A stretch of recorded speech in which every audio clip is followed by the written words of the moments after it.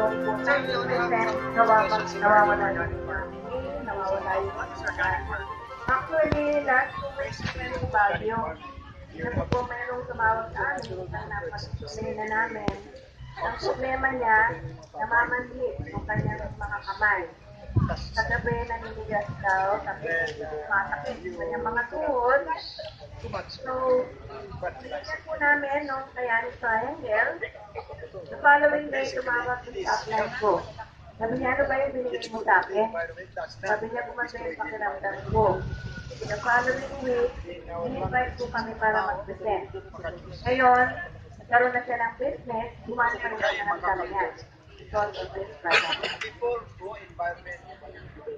Okay, so nabanggit ko po sa inyo, lahat ng chronic diseases. Ano ba yung chronic diseases? Yung mga matatagal ng sakit. Arthritis, diabetes, heart disease. Kasi once na diagnose din ng doktor na meron yan, matagalan na po yan, irreversible sabi niya. Okay, hindi na daw gagaling. Kaya nga meron kayong maintenance, kinokontrol lang yung pagtaas. Like for example, yung blood pressure ninyo, binibigyan kayo ng maintenance, kailangan nyo makasikontrol. Hindi kayo inom nun, mataas ng tataas, magkaroon pa rin ng stroke or heart attack. Ano na po ito mga inflammatory disease na ito, kaya cardiovascular disease sa puso, diabetes complications, actually maraming complication yan. The chronic inflammatory disease like COPD, bronchitis, yung mga asthma. Kaya po nagkakaroon ng asthma yung ating airway, mamaga. Siyempre, walang hangin dumadaan na hindi dapat yung mga may asthma. Then we have the musculoskeletal disorders, yung may osteoporosis, arthritis, cancer. Ito ang cancer, grabe daw yan. Nagkaroon ng case. Siguro may mga cases na kayo nalalaman na cancer. Pag sumakit po yan, nakikita talaga. Metabolic disorder complications like fatty liver disease, heart disease, diabetes, and neurological disorders like Alzheimer's disease, yung naging makakalimutin, hindi na malaman. Yung pangalan ng asawa, minsan naliligaw na ng pinapasukang bahay. Okay? Dementia. So these are the health benefits of organic concept. Supports cardiovascular health, reduces inflammation, it has antioxidant properties, anti-aging, iron yung agad kumanda, it lowers cholesterol levels, promotes skin and hair health, supports immune system, promotes positive mental health, and maintains cholesterol levels. Ito po yung pinaka-main product namin. Kaya ano na ito? Kaya na nabanggit ko yung hydroxide.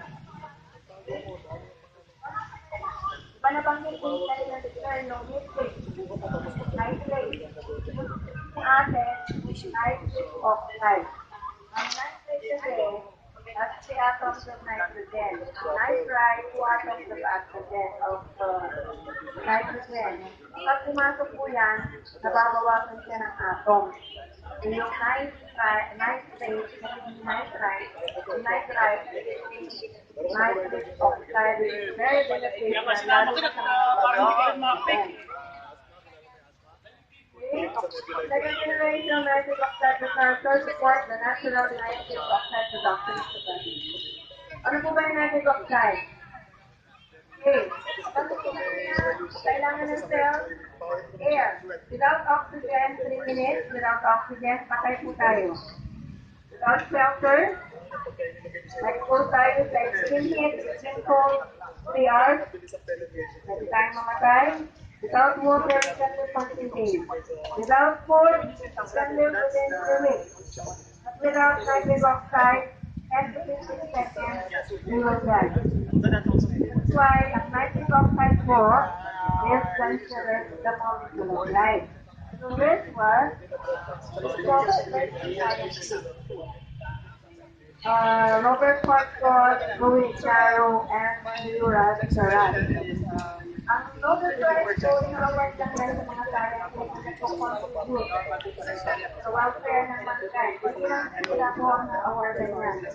But they were awarded in 1998 for the discovery of nitric oxide as a signaling molecule in the cardiovascular system.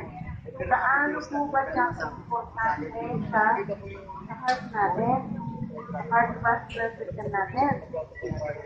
Cardiovascular disease or heart disease, the class of disease that involves the heart, yung heart natin, ang blood pressure, sumagat natin, or both. No?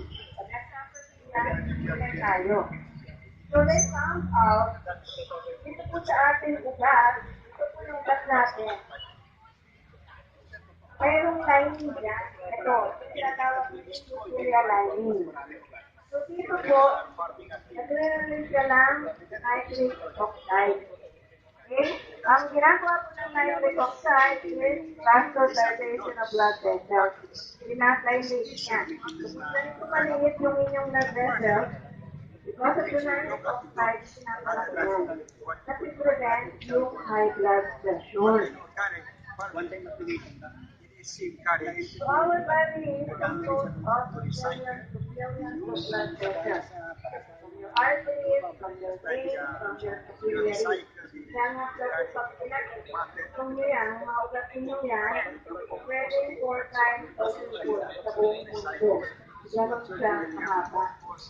Okay? Then, kapag siya mayroon part doon na nagkaroon ng inflammation or nagkara, pwede po tayong magkasasa, pwede tayong mag-stroke, pwede mag-suffer yung kidney nyo, pwede mag-suffer yung liver. So, nung bata po tayo, mataas yung rate ng nitric oxide natin. But as we grow older, nababawasan yan. Kaya by the age of 40, yun na natin coma. Kaya sure na kapag bumaba ang nitric oxide, nararamdaman na po natin yan. Mataas ang blood pressure, mataas yung batok, because nagkukulang na kayo sa nitric oxide. So 10 to 12% decrease nitric oxide production every So how do you prevent the insects or the pests? Tama sinasabi nila, di ba? Life begins at 40 years. Sabi natin nararamdaman. Lumalabo ng mata because may mga black people na dito sa blood natin sa mata. Kakaroon na tayo ng kidney problem. Kakaroon na tayo ng heart problem. So, sabi po ng European Society of Cardiology during the Congress in 2010, is known to be an independent risk factor for the development of atherosclerosis and is known to occur in the absence of traditional risk factors such as hypertension and metabolic disease. So, ibig sabihin po niya, ACA, we are prone to atherosclerosis. Ang atherosclerosis is the hardening of the arteries. Kumitigas na yung ating mga ugat kasi nga, nababawasan na ng nitric oxide. So, endothelial dysfunction. Kapag yung problema na yung nasabi ko sa inyong endothelial lining kanina, so this is the first step in the aging process. Kakaroon na tayo ng problem aging, followed by intimum thickening, fracture, and vascular. So, kapag nagkaroon na ng atherosclerosis, like yung ating concept, cholesterol na nagsisigya, nagsisigya. So what happens to your blood vessels? Nag-applyable. Blood vessels, parang rubber yan. Umuuna. Siyempre, once na na-restrict yung point, hindi kanya ma-release ka na. Or ma-ipanan. It's going to repair. Sure, because of the heart. So the bottom line is the levels of nitric oxide get functionally reduced, resulting in less vasodilation, so hindi na po siya nakakairon, and less inhibition of inflammation. Hindi na na-decrease yung inflammation natin ng mga ugat, proliferation, and migration to smooth muscle cells. So wala nitric oxide para po cerebro. Para po cerebro, kapag kapitan niya ng sakit, kapag wala ng nitric oxide, yung ating lining sa blood vessels natin, para yung cells, so, nag-a-attract siya. yung mga patis po, yung mga cholesterol, sukal,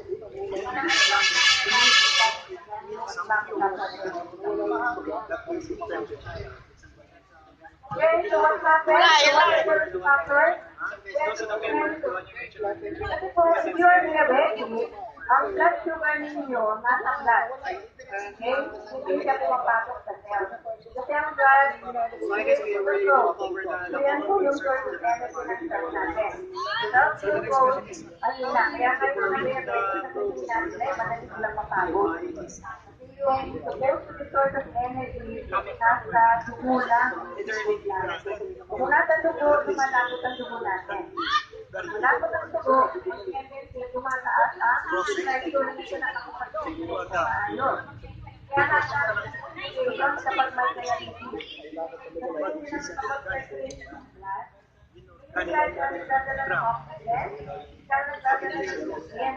Kaya kapag nakasugat kayo sa paa, at hindi nyo nabibigyan, walang oxygen, walang oxygen, namamatay yung cell, yung ulot na. Patay na yung mga cells,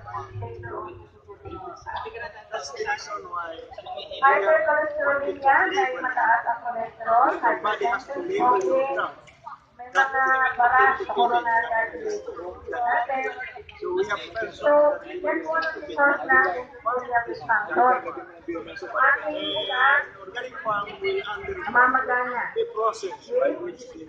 Urethral tubig na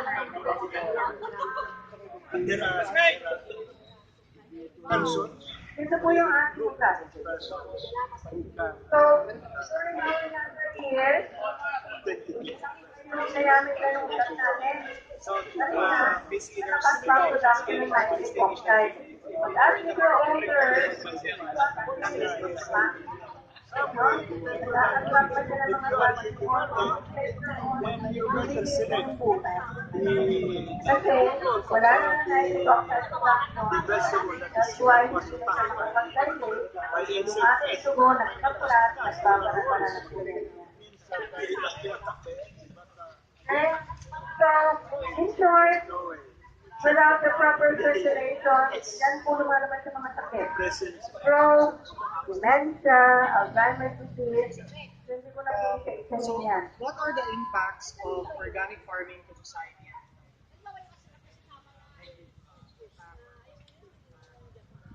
So, complications sa diabetes, marami po yan.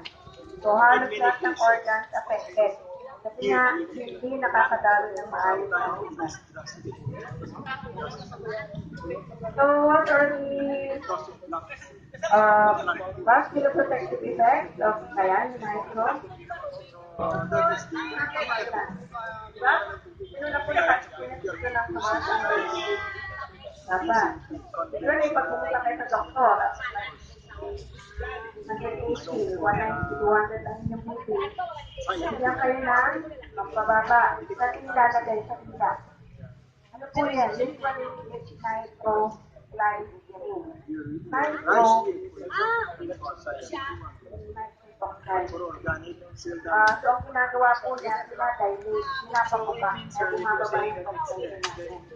But the problem with nitroglycerin sa kalibang mga synthetic drugs, nagpapababa ng blood pressure, yung mga side effects. Especially, yung mga severe headache. Kaya nga, minsan sabihin sa'yo ng doktor, makakaramdam kayo ng sobrang sakit. Bibigyan naman kayo ng karamdam. Ito po, natural, wala siyang side effects. Very safe, walang overdose, walang underdose.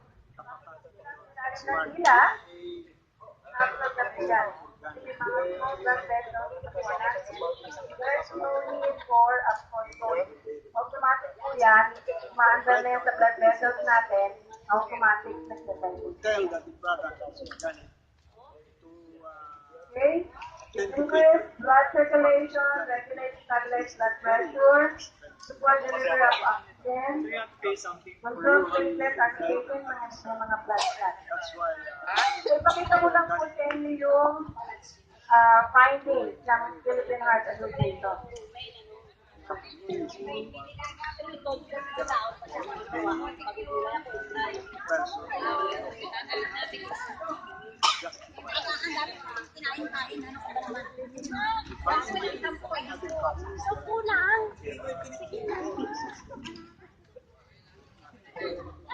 Ako ang interview sa president ng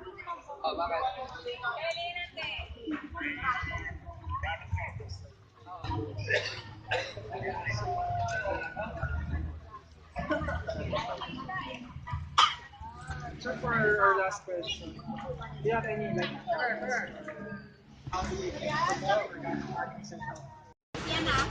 Ibang kasama niya no? Wala lang isang kasama niya. Please, ikaw.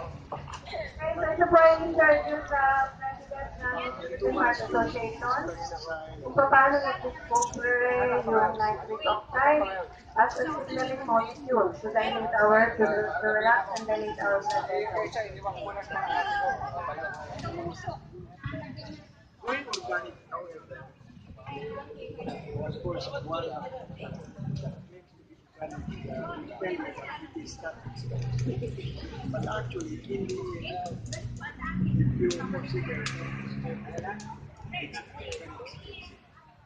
like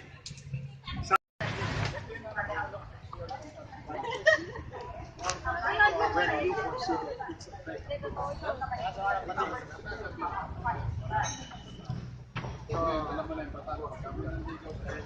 It's turning out right now, bilhin mo na organic fertilizer. Using